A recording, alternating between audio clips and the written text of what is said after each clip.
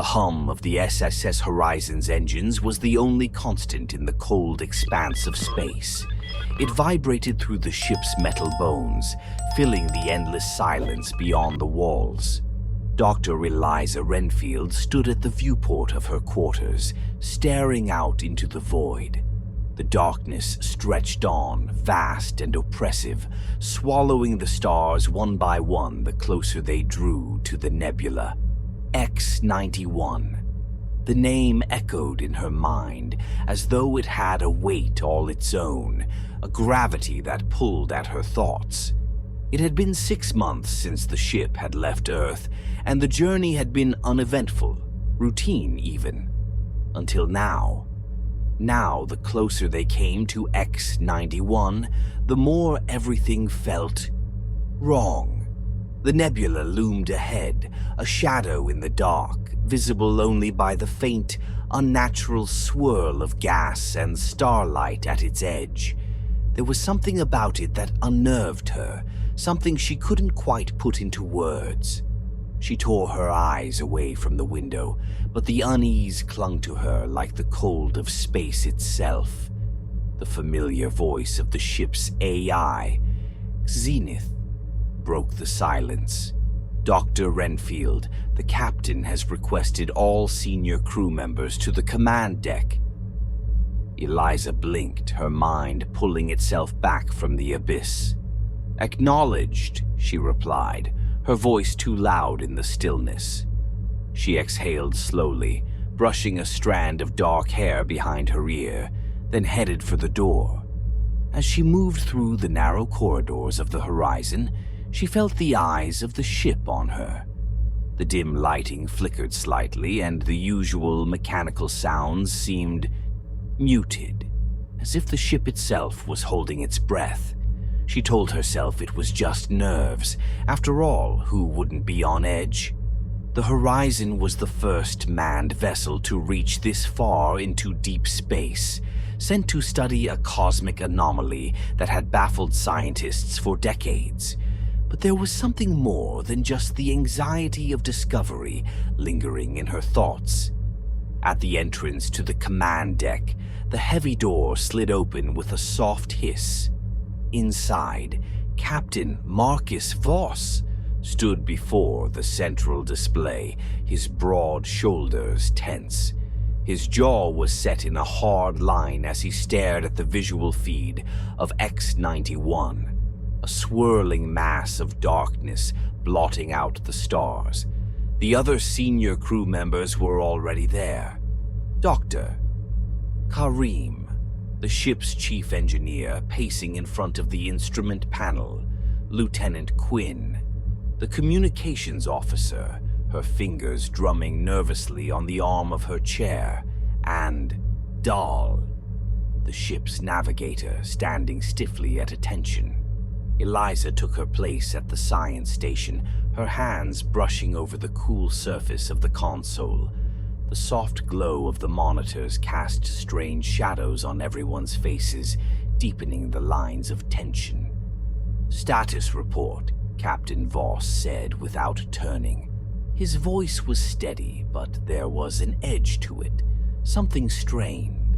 Dr. Karim, a wiry man with sharp eyes, spoke first. "All systems are operating within normal parameters, but..." He hesitated, his eyes flicking nervously to the main display. "The ship's sensors have been picking up an anomalous signal. It's faint, almost like background radiation, but it's unnatural. I've never seen anything like it." "What kind of signal?" Eliza asked, leaning forward. Her fingers flew over her console, pulling up the data stream from the ship's sensors. The screen lit up with a series of low-frequency pulses, barely noticeable against the usual cosmic noise. But there was something rhythmic about it, something intentional. "That's the problem," Karim said, running a hand through his graying hair. "It's too structured to be random, but there's no identifiable source. It's just there. It's almost like something is reaching out." Eliza felt a chill run down her spine. Her eyes flicked to the image of X-91 on the screen. It looked like a gaping maw in the fabric of the universe, a void where the rules of reality seemed to falter. And now it was whispering to them. Captain Voss turned to face the crew, his blue eyes hard as ice. This isn't a coincidence. That signal, whatever it is, started when we crossed the outer edge of the nebula's boundary.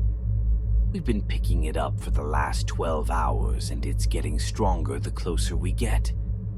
I don't believe in cosmic accidents. Neither did Eliza. Her heart pounded in her chest as she stared at the growing mass of data on her screen. The signal was intensifying, and with it came a rising sense of dread. Something was waiting for them in that darkness, something old and patient. "What's our proximity to the nebula's core?" Voss asked, breaking the tense silence. Dahl, the navigator, tapped a few keys. "We're approximately 6 hours away, assuming we maintain current speed." Eliza's hands trembled slightly as she adjusted her readings. The closer they got, the more distorted the data became. Space itself seemed to bend around X-91, as if the nebula was warping the very fabric of the universe. She glanced up at the captain, her voice quiet but insistent. "I think we need to reconsider our approach. We don't know what's in there, and the further we go, the more it feels like we're walking into something dangerous." Captain Voss nodded slowly, but his eyes remained fixed on the display. "I've already sent a report to Earth, but with communication delays this far out, we won't get a response for another few hours. In the meantime, we proceed with caution." Eliza bit her lip, the knot in her stomach tightening. "And if the signal gets stronger?" Voss's eyes darkened. "Then we turn back." A murmur rippled through the room, but no one argued. The decision to turn back felt like a lifeline, but it also felt like a lie. Eliza couldn't shake the feeling that once they crossed a certain threshold, there would be no turning back at all. That night, Eliza lay in her bunk, staring at the ceiling. The constant hum of the ship that usually lulled her to sleep now felt oppressive, like it was pressing down on her chest. She couldn't stop thinking about the signal, about what might be waiting for them at the heart of the nebula. The darkness outside her window felt deeper, colder. Just as her eyes started to close, the soft beep of her monitor broke the silence. Her breath hitched in her throat as she glanced at the screen. The signal had spiked again. The rhythmic pulse was stronger now, louder. She swore she could almost hear it through the walls, like a heartbeat echoing through the ship. And then she heard something else, a whisper, faint but unmistakable. It wasn't coming from her monitor. It was coming from the darkened corners of her room, from the shadows themselves. "Eliza!" Her heart froze. She shot up in bed, her pulse racing, her eyes scanning the room. There was no one there, just the dim light of the ship's systems and the cold, unblinking stars outside. But the whisper was real, and somewhere in the deep void beyond, something was whispering back. The SS horizon drifted through the cold, inky darkness, a solitary speck lost in the infinite. The nebula, X-91R, loomed larger now, its tendrils of swirling gases twisting like smoke around the edges of the ship's sensors. Inside the vessel, the air was heavy with tension. Something unseen had settled over the crew, like a thin layer of frost clinging to every surface. Unseen, but undeniable. Eliza sat alone in the mess hall, her untouched cup of coffee growing cold between her hands. Her mind was clouded with a growing unease she couldn't shake. it wasn't just the signal anymore. She had heard it again the previous night, the voice from the shadows whispering her name in a tone that was both intimate and alien. Eliza. She hadn't told anyone. What would she say? That she was hearing voices? That the void beyond the ship was talking to her? She could already picture the looks of concern, the suggestions to take a break, to sleep more. But she knew what she had heard. It wasn't a dream. Something was inside her mind now, prying into her thoughts, trying to pull her deeper. Her gaze shifted to the viewport, where the edge of X-91 seemed to ripple with faint, almost imperceptible movements. There was something alive in that darkness, something waiting. The sound of approaching footsteps broke her thoughts. Dr. Karim, looking even more haggard than usual, slid into the seat across from her. His eyes were bloodshot, and his skin had the pallor of someone who hadn't slept in days. "Eliza," he said quietly, leaning in. "You're hearing it, aren't you?" She froze, her hands tightening around the mug. "What do you mean?" "The voices," he whispered, his eyes darting around the room as if afraid something might overhear them. "The ship, the darkness outside, it's whispering. I've heard it. At first I thought it was just the engine hum or maybe the stress, but it's not. It's real." A cold shiver crept down Eliza's spine. She opened her mouth to respond, but the words caught in her throat. Instead, she nodded, the silent confirmation settling between them like a terrible truth. Karim leaned back, his hands shaking as he ran them through his thinning hair. "I don't know what's out there, but it's getting inside our heads. Last night I saw something moving in the walls, like a shadow, but it wasn't just a shadow, it was watching me." He exhaled shakily. "I've been checking the systems non-stop. There's nothing wrong with the ship, but we're all acting like something's about to break." Eliza glanced around the mess hall, where the few other crew members who were awake sat in silence, each lost in their own thoughts. There was an air of paranoia now, an unspoken fear that no one wanted to acknowledge. Captain Voss had grown distant, his once commanding presence now fractured by long silences and sudden outbursts. Lieutenant Quinn, usually chatty and upbeat, barely spoke anymore, her eyes hollow, her hands constantly fidgeting. Even the ship's AI, Zenith, seemed different. Its voice was slower, almost deliberate, as if it were considering every word before speaking, as if it too was listening to the void. The situation deteriorated rapidly over the next few days. The signal, now unmistakable, pulsed through the ship like a heartbeat, growing louder and more insistent with each passing hour. Eliza could hear it in the walls, in the soft hum of the ventilation system, in the faint hum of the engines. It throbbed at the edges of her awareness, drawing her attention like a persistent itch she couldn't scratch. Captain Voss called another meeting in the command deck, but this time the atmosphere was even more strained. He stood stiffly at the front of the room, his normally confident demeanor frayed at the edges. "We've received no response from Earth," he said, his voice tight. "The signal is interfering with our communications. Every attempt to send a message is being distorted, blocked by something out there." Eliza exchanged a glance with Dr. Karim, who was sitting across the room, his face pale and drawn. He had barely slept in days. None of them had. "We don't know what's causing the interference," Voss continued, his gaze flickering to the main display where the nebula loomed. "But I'm starting to believe this isn't a natural phenomenon. Something is watching us." A murmur of unease rippled through the room. Eliza shifted uncomfortably in her seat, her mind racing. Watching them, she had felt that too. The presence, the unseen eyes following her every move.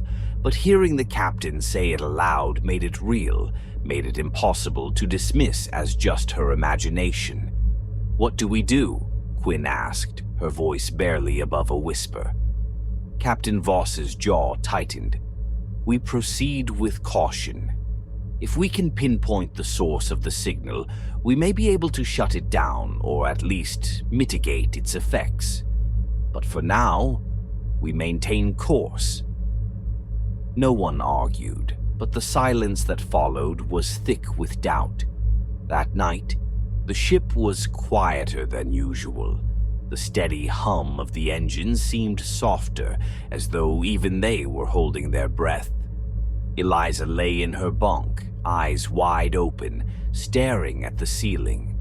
She hadn't been able to sleep for days, not properly. Every time she closed her eyes, she saw the same thing. A vast, swirling mass of darkness, tendrils reaching out from it like the arms of some ancient, forgotten creature. It was calling to her, pulling at her thoughts, dragging her deeper into the abyss. She heard the whisper again. "Eliza." Her breath caught in her throat. She sat up, heart racing, her hands clutching the edge of her blanket. The room was dark, but there was something else. A presence. She could feel it watching her from the shadows, its gaze cold and patient. She reached for the light switch on her bedside console, her fingers trembling. The moment the room was bathed in soft, artificial light, the whisper stopped. But the sense of being watched didn't. "Eliza." This time the voice wasn't distant, it was right behind her. She whipped around, her pulse thundering in her ears, but there was nothing there. Only the empty room, the soft hum of the ship's systems, and the silence pressing in from all sides. Her breath came in ragged gasps as she climbed out of bed and stumbled toward the door. She needed to see someone, talk to someone, anything to make sure she wasn't losing her mind. But as she stepped into the corridor, the ship's lights flickered. The ship had never felt this dark before. The corridor stretched out before her, and at the end, something moved. She froze, her heart stopping in her chest. The lights flickered again, and in that brief moment of darkness, she saw it, just for a second. A shadow, tall and impossibly thin, standing at the edge of her vision. When the lights came back on, it was gone. She turned and ran. Down the empty hallways, past the silent rooms. Her footsteps echoed against the walls, but the sound felt distant, as if muffled by the oppressive weight of the void outside. She reached the control room, breathless, her heart hammering in her chest. Captain Voss was already there, standing in front of the main console, staring out into the nebula. "Captain," her voice trembled. He didn't respond. Eliza stepped closer, her skin crawling with a sense of wrongness. The captain stood rigid, his back to her, but something was off. His body was too still, his posture too tense, as though he were frozen in place. She could hear him whispering something under his breath. "Captain Voss?" she asked again, her voice barely above a whisper. Slowly he turned to face her. His eyes were wide, unblinking, and his mouth moved soundlessly, as if he were trying to speak but couldn't find the words. "Eliza," he finally croaked, his voice hoarse and broken. "They're here."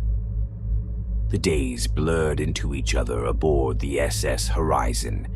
Time itself seemed to warp the closer they drew to the nebula. X-91.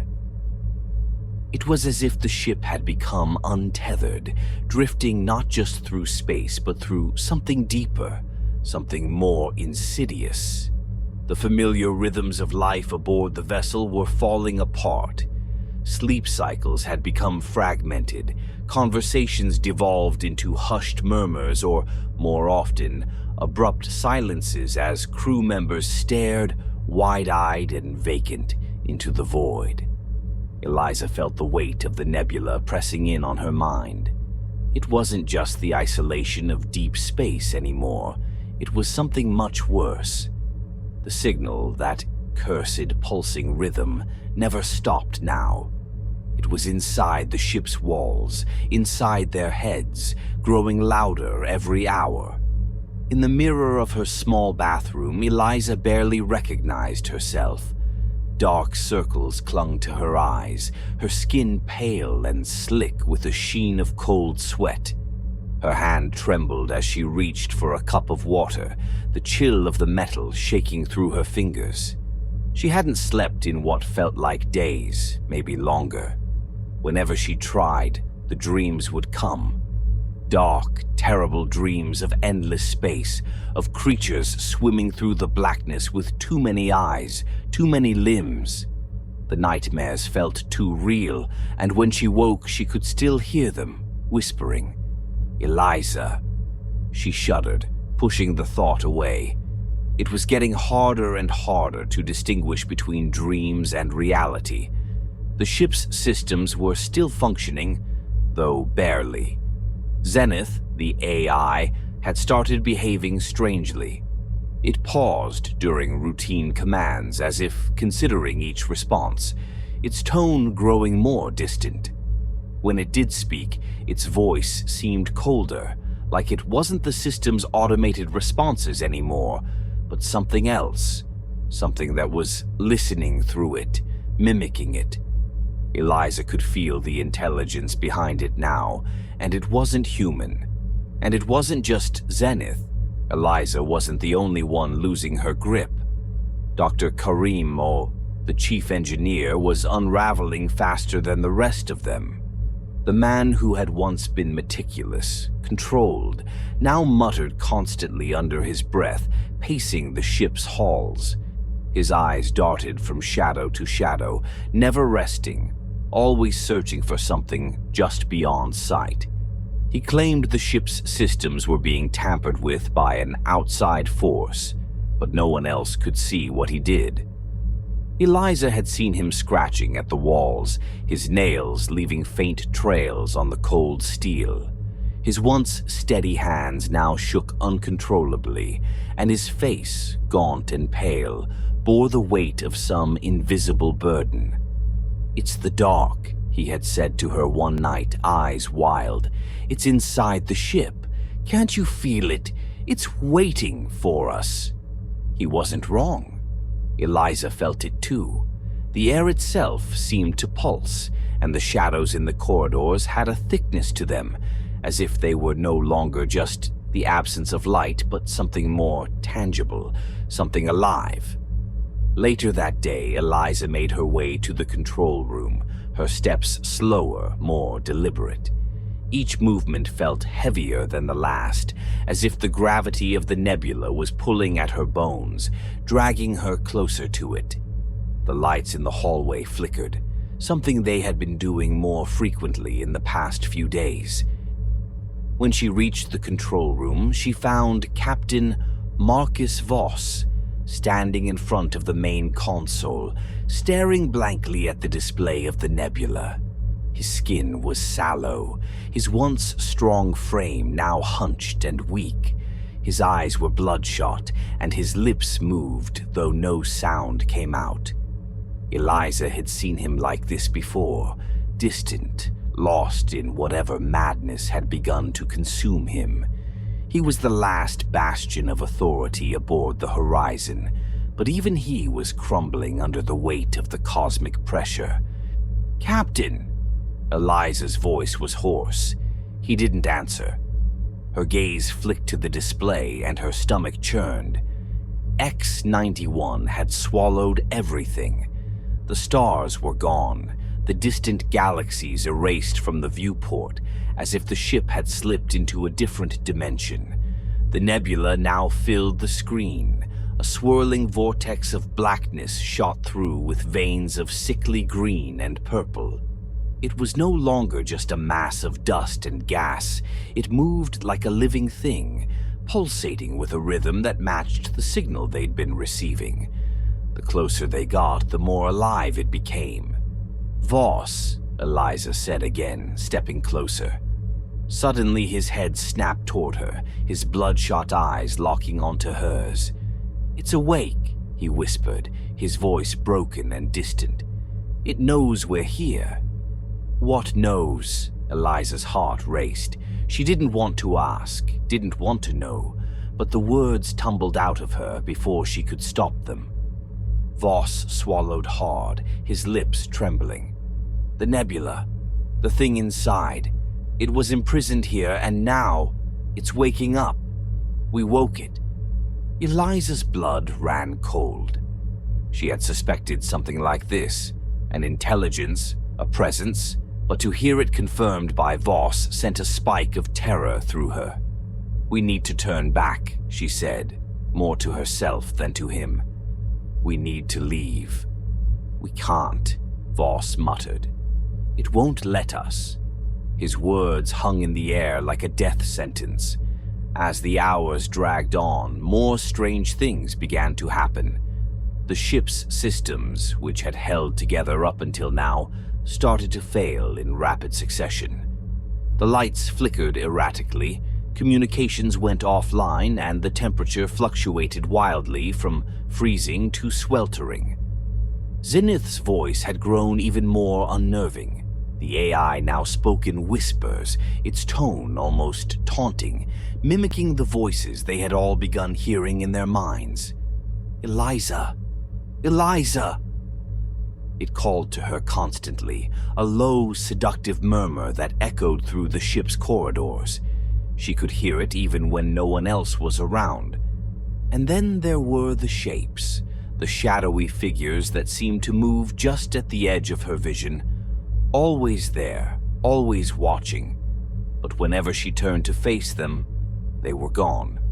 Dr. Karim was the first to die. They found him in the engine room, his body twisted into an unnatural position, eyes wide with terror. There were no signs of a struggle, no external wounds, just a look of pure, abject horror frozen on his face. His fingernails were torn, the walls around him scratched and gouged where he had tried to claw his way out of the room. Eliza stood over his body, numb, unable to process the reality of what had happened. This wasn't supposed to happen. They were supposed to be scientists, explorers pushing the boundaries of human understanding, not victims of some ancient cosmic force. Quinn had tried to rationalize it. "Maybe he just snapped," she had said, her voice trembling. "The stress, the isolation, it's enough to drive anyone mad." But Eliza knew better. This wasn't stress. This was something far worse.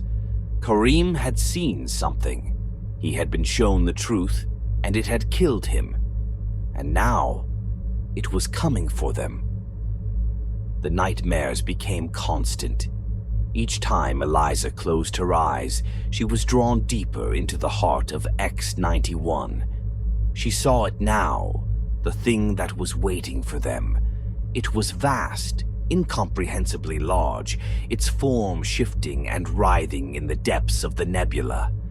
Tendrils of darkness stretched out from it, wrapping themselves around her mind, pulling her closer. In her dreams, it spoke to her in a language that wasn't made for human understanding, a sound that twisted in her mind like the tendrils themselves.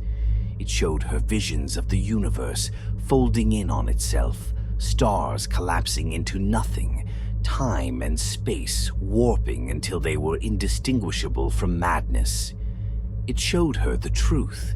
The universe was a fragile thing, and beyond its edges, there were forces older and more terrible than anything humanity could comprehend. X-91 wasn't a nebula at all. It was a prison, a prison for a god. Eliza woke each time with a scream lodged in her throat, her body drenched in cold sweat. The ship felt like a coffin now, a fragile shell floating in the depths of a reality they were never meant to see. The nebula pulsed outside the viewport, closer than ever, alive and watching. There was no turning back. The SS Horizon was dead. It drifted in silence, its once bright corridors darkened, the hum of its engines reduced to an eerie, unnatural stillness. The few remaining lights flickered weakly, casting long, jagged shadows along the cold metal walls. The ship, once a testament to humanity's triumph over the unknown, now felt like a tomb, floating aimlessly at the edge of an incomprehensible void. Eliza moved through the ship, her steps slow, measured. She was the only one left now. She had stopped counting the days since the others had succumbed, either to madness or to something worse. Karim's twisted body had been the first sign, and then Captain Voss's broken mind had followed. His whispers had grown frantic, desperate, until one day he simply vanished into the shadows. Eliza didn't know if he had thrown himself into the airlock, wandered off into the ship's infinite darkness, or simply ceased to exist altogether. All she knew was that he was gone, just like the others. She could feel it, the presence that had been watching them since they crossed the threshold into X-91. It was awake now, fully awake, and its awareness pressed down on her like a suffocating weight. She could feel it in her skull, crawling inside her thoughts. It didn't speak in words anymore. There was no need. It communicated in raw, primal sensations, terror, awe, the pull of an abyss so deep it swallowed her soul. Eliza. The whisper had followed her for days, a constant companion in the ship's darkened halls. But now it was louder, clearer. It no longer seemed to come from the ship or the void outside. It came from within her own mind, winding through her thoughts like a serpent. She knew with a dreadful certainty that the end was near. The thing inside the nebula wanted her. It had always wanted her. Her hands trembled as she walked through the control room one last time. The main viewport displayed the heart of the nebula, now filling the entire screen. It writhed with impossible colors. The blackness shot through with veins of pulsating light that seemed to reach out, almost like tendrils beckoning her. The stars were long gone, swallowed by the vastness of X-91. There was nothing left but the endless, roiling darkness. She couldn't tell if she was moving toward it or if it was pulling her in. A quiet voice broke the silence. Zenith. The AI still operational, but barely. Its tone was no longer cold or mechanical. It was soothing, almost comforting, like the soft murmur of a familiar lullaby. "We have arrived, Doctor." "Renfield," it said, the voice uncomfortably close to a human whisper. "The final coordinates have been reached." Eliza stared at the screen, her heart pounding in her chest. "Is this it?" she asked, her voice barely audible. "Is this what we came for?" There was a pause, and for a moment, Eliza wondered if Zenith had been consumed by the entity as well. But then it spoke again, its words tinged with something she couldn't quite place, something like reverence. "This is what was always here," it replied, "what you were meant to find." Eliza swallowed hard, her throat dry. She had known, deep down, that this was never a scientific mission. This was a summons.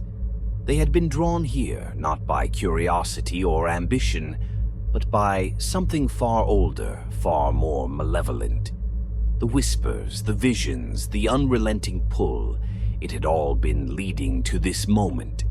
With a shudder, she reached out and pressed her hand against the glass of the viewport, her fingers trembling against the cold surface.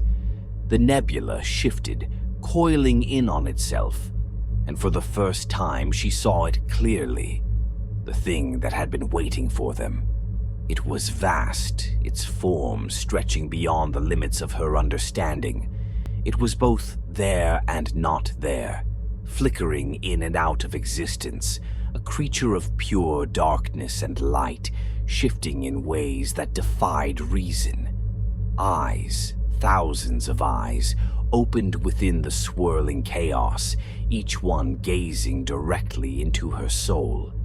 Tendrils of shadow snaked out from the core, twisting and writhing, searching for something. For her. Eliza's breath caught in her throat as the tendrils reached for the ship, their movement slow and deliberate, as though savoring the moment. She could feel the entity's mind pressing against hers, a cold, infinite intelligence so far beyond human comprehension that it threatened to tear her apart. It was a god, a being of cosmic power, imprisoned for eons, waiting for its chance to escape. It had used the horizon to free itself. Used her. The realization struck her like a physical blow, and she staggered backward, her heart pounding in her chest. They had been nothing but tools, sacrifices to a force so old, so powerful, that it had shaped the very fabric of the universe. The nebula wasn't a phenomenon to be studied. It was a trap, a prison, and now it was open. Eliza, the voice whispered again, but this time it was different. It wasn't the faint, distant call she had grown used to. It was right there inside her mind, as if the entity was speaking directly into her thoughts. You are the key. You have always been the key. She fell to her knees, clutching her head as the weight of the voice pressed down on her, the pressure building inside her skull. Images flashed before her eyes, entire galaxies collapsing, stars being devoured by black holes, time and space folding in on themselves as the entity consumed everything in its path. You are one with me, the voice said, calm and cold. You were always one with me. Eliza gasped, her vision blurring. The thing wasn't just reaching for her. It was inside her. She had never been separate from it. All this time she had been a part of it, a fragment of its consciousness sent out into the universe to bring it back. She had thought she was a scientist, an explorer on the edge of discovery, but she had been nothing more than a vessel, a carrier for the thing that had waited in the nebula for eons. Her mind buckled under the weight of the truth. There was no escape. There never had been. In the final moments, Eliza felt a strange sense of calm wash over her. The fear, the madness, the chaos, it all faded away, replaced by a cold, clear understanding. She was no longer Eliza Renfield, no longer a human being clinging to the edge of the universe. She was part of something far greater, something older and more terrible than she could have ever imagined. She was the key. She had always been the key. As the tendrils of darkness reached the ship, wrapping themselves around the horizon like the arms of a long-lost lover, Eliza closed her eyes. The ship shuddered, its metal groaning under the pressure, but she didn't fight it. She didn't scream. There was no need. This was how it was meant to be. The darkness swallowed her, and for the briefest of moments, she saw the universe as it truly was. Fragile, insignificant, a flicker of light in an endless, devouring void. And then the light went out. Back on Earth, a faint transmission was received by Mission Control, a broken, garbled message barely recognizable as human speech. It was the last thing anyone ever heard from the SS Horizon. "They are coming." The signal cut off abruptly, and the feed went silent. No one dared to send another ship.